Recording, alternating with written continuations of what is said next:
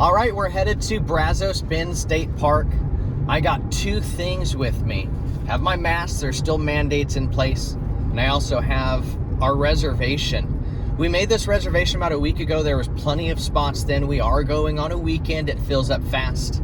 I know somebody that went a couple weeks ago that went on a Saturday. Not only were they turned down, but there weren't any available reservations at the front gate. Also in the back of our car, we've loaded up our off-road stroller. The paths at Brazos Bend State Park are not asphalt or concrete like maybe some of us are used to at the city parks or local parks. When we get to the gate, we're going to show you the process, when they ask for the reservations, and we're going to show you where to park. We'll talk to you then. Hi, you have your day class? Yes, ma'am. Awesome. So y'all need a map of the park today? Yes, please. You're going to keep this on your dash? And here you go.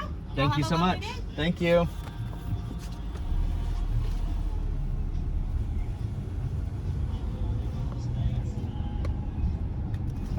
Easy enough.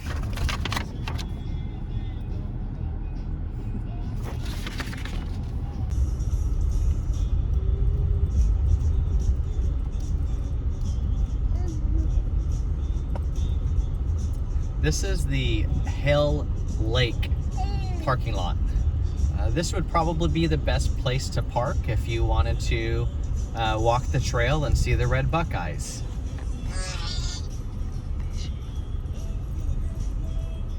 Katie, we parked at the Hell Lake parking lot, and we came down the first footpath. I believe they called it the White Oak Trail. It also connects you to the Red Buckeye Foot Trail.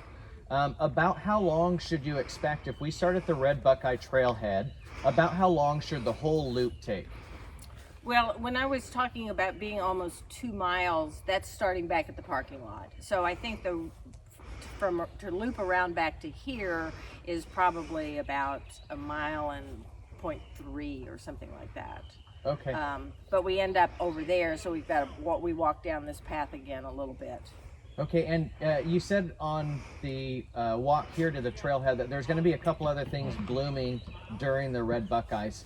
What other plants might we see blooming while the Red Buckeye is blooming? One of my favorites is the purple rocket. It's a member of the mustard family, and it's 2 or 3 feet tall. So it's kind of lavendery blue flowers, and it's only found, I believe, in 4 counties in Texas. And so it's a really great opportunity to get to see it because you probably won't bump into it anywhere else, and it's very noticeable. It's kind of like, oh, so that's here. The rusty Blackhaw Viburnum may still be blooming, and they have a real glossy leaf. I don't know that any of them will have enough leaves that we can show today, but that's a popular tree. We sometimes sell that at the Wildscapes. And the hawthorns. There are a number of hawthorns. Awesome, thank you, Katie. Yeah. These palm trees here, can you tell me the name of those again, Katie? They're called Dwarf Palmettos. Okay. And the scientific name is Sable minor. Awesome. Yeah. But there may be hawthorns that will be blooming along this part. Is a hawthorn a shrub? Small tree. Small tree. And some kind of colonize and others do not. What else might be blooming when the Red Buckeyes are blooming? Rusty Blackhaw Viburnum might be blooming, and the hawthorn. In terms of trees and shrubs, I don't know if the redbuds may be done already. I don't know. I don't know. Sure. But I just remember those two things. So here's a dogwood. And what were you feeling for, Katie? I was feeling the leaves to see if they were rough, because there's a rough leaf dogwood, and they're very rough. I mean, it's easy to tell. These don't feel rough at all. So I'm wondering. I'm not used to seeing, the dogwoods that people are used to seeing. We don't have many in our area. Katie, you stopped again and you noticed another plant. Can you share that with us? Yeah, this is one of the fleabanes. It's in the aster family, as you can probably tell, and the genus is Erigeron. And it's easy to spot all the flea banes because they have lots and lots of the ray flowers. And it's an early bloomer, and so that's why it's fun. And I mean, you can almost always find little tiny insects on it. So it's good for insects. It spreads by runners kind of, so that's, I mean, it's great. I mean, I really like having some in my yard. Pre-flowering buckeye, but they have, you know, such a distinctive leaf, you can't miss them.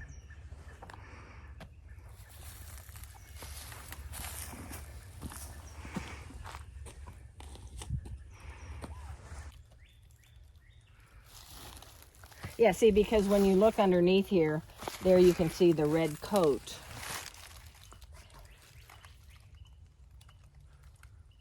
Of these.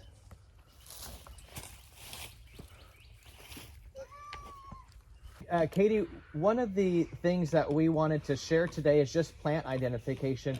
After you showed us how to identify a red buckeye and what their leaves look like, we can't stop finding one.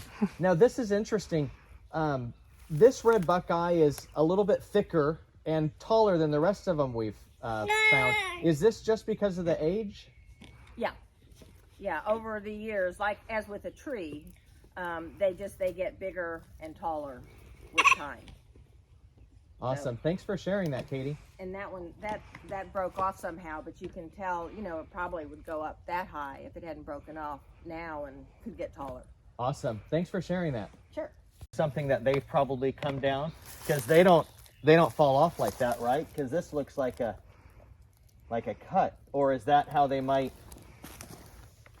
I mean, maybe something ate it, but no, that one's not a cut. So this is just an older buckeye? That one might be a cut. Yeah. Every year, do they grow taller and taller? Yeah. And what's about the maximum height that you'll find a buckeye? They can be big. Okay. I mean, they can be 10 feet. Oh, wow. Okay. I think.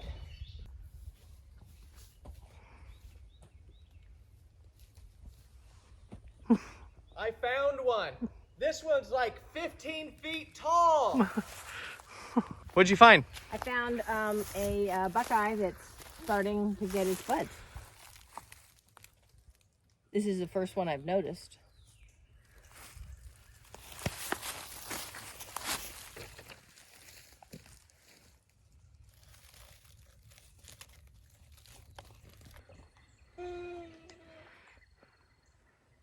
As we look around, we see that a lot of the buckeyes in this area seem to are starting to send up flower spikes, and so it's kind of interesting, and we're discussing whether or not it's just a really open area because there are lots of trees that have lost their leaves, and so it's getting more sun in some sections.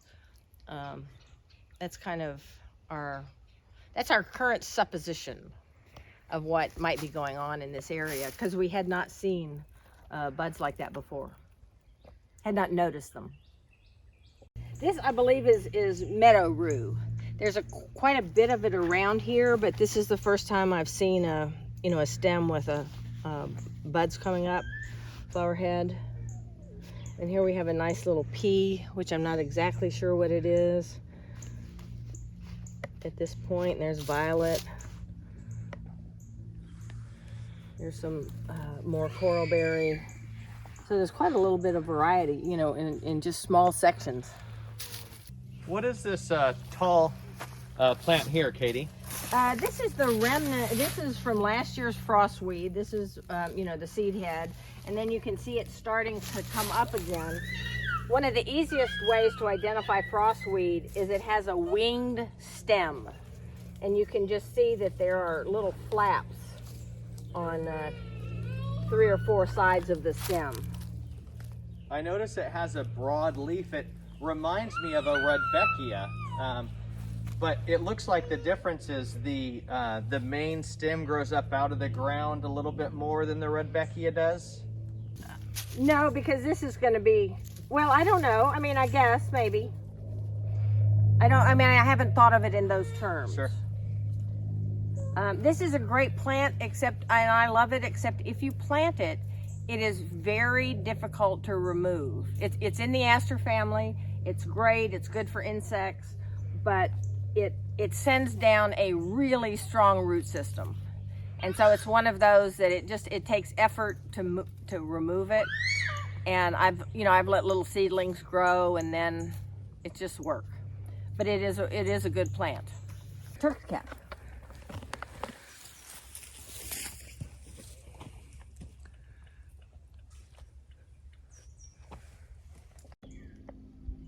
We keep talking about how many buckeyes there are. I had forgotten, and maybe we can see them more clearly because they're one of the few green things right now of that size. But if you hit this at the right time, you can just imagine how really beautiful it's going to be. But since some are already starting to send up buds, it's a process. So no matter when you come, once you get into the middle of March, you're going to get to see something.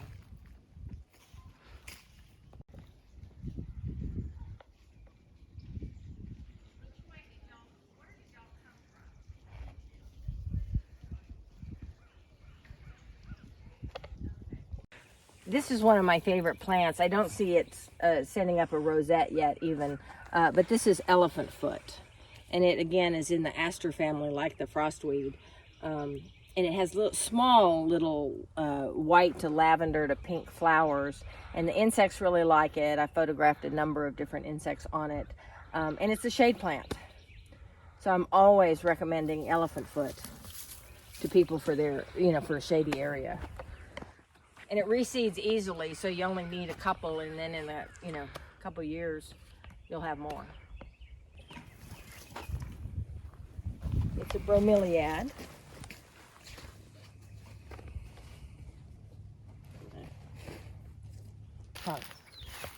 This is what you said this is an elderberry? An elderberry, Katie? Yes. And immediately, how might somebody be able to tell it's an elderberry? Well, the trunk is very distinctive. That's one way, because you can tell pretty much all of them have these spots. The male flowers are at the top, and the female flowers are down here. So the pollen falls from the top flower, the top male flowers, onto the female flowers. And all sedges are like that.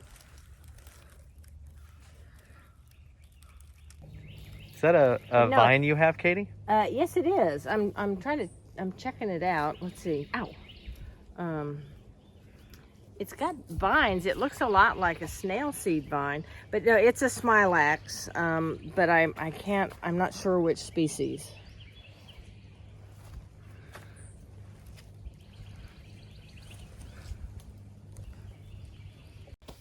I'm assuming these are native irises. They're getting kind of torn up by the hogs, but I didn't expect these. We visited the Red Buckeye Trail today. We parked over by the Hale Lake parking lot, came around this. We found the trailhead here, and we were visiting the Red Buckeye Trail with Katie from Native Plant Society of Texas, Houston chapter. And she showed us how to identify the red buckeyes. We also talked about some of your other favorite plants. What's your favorite plant that we saw today?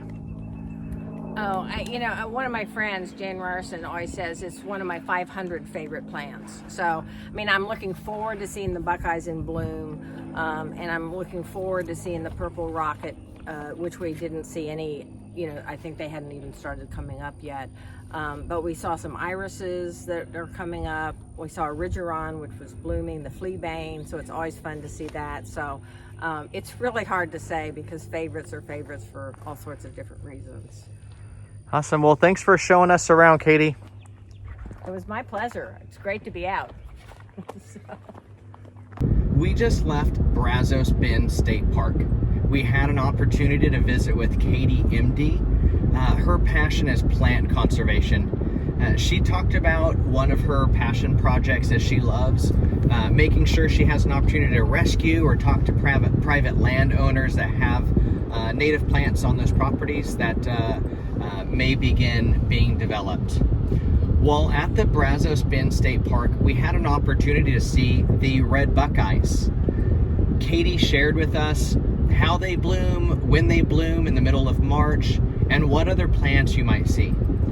One of the things that we noticed when we were leaving the park is the cars were in fact being turned away. We had an opportunity about a week or so ago to make our reservations online. If you search for the park location, most all state parks request a reservation before you arrive. Hope you can make it out.